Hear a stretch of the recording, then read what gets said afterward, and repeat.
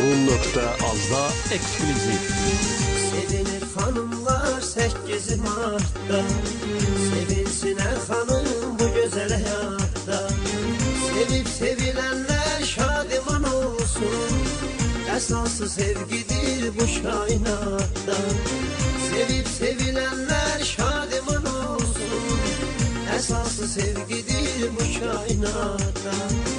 Aşık öz yarını tebrik eylesin, sevirem sevgilim seni söylesin.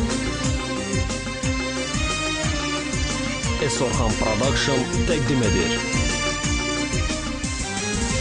Aşık öz yarını tebrik eylesin, sevirem sevgilim seni söylesin.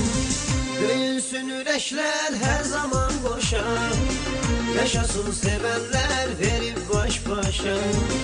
Döyünsün ürəklər her zaman boşa, yaşasın sevenler verip baş başa. Bayramınız mübarek aziz hanımlar, yürekleri kalpleri temiz hanımlar.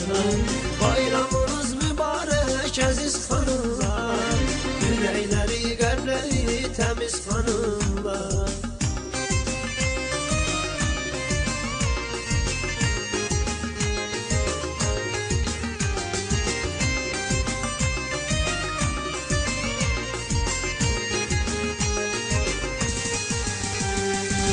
Sevip sevilenler el ele tutsun, bu 8 Mart'ta derdini unutsun. Bu bayram herkese sevinç getirsin, sevenler arzuya kamına çalsın. Bu bayram herkese sevinç getirsin, sevenler arzuya kamına çalsın. Aşık öz yarını tebrik eylesin, sevirem sevgilim seni söylesin.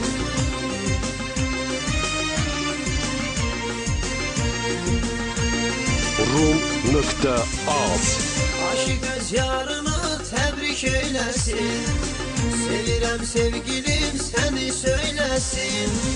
Döyünsün ürəklər her zaman boşa, yaşasın sevenler verip baş başa. Döyünsün ürəklər her zaman boşa, yaşasın sevenler verip baş başa. Bayramınız mübarek aziz hanımlar, yürekleri kalpleri temiz hanımlar. Bayramınız mübarek aziz hanımlar, yürekleri kalpleri temiz hanımlar.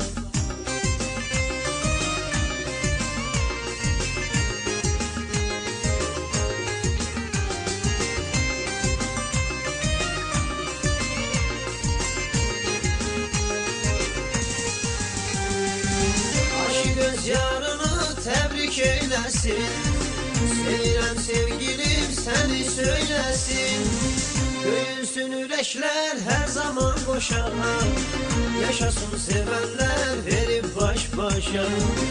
Döyünsün ürəklər her zaman boşa, yaşasın sevenler verip baş başa.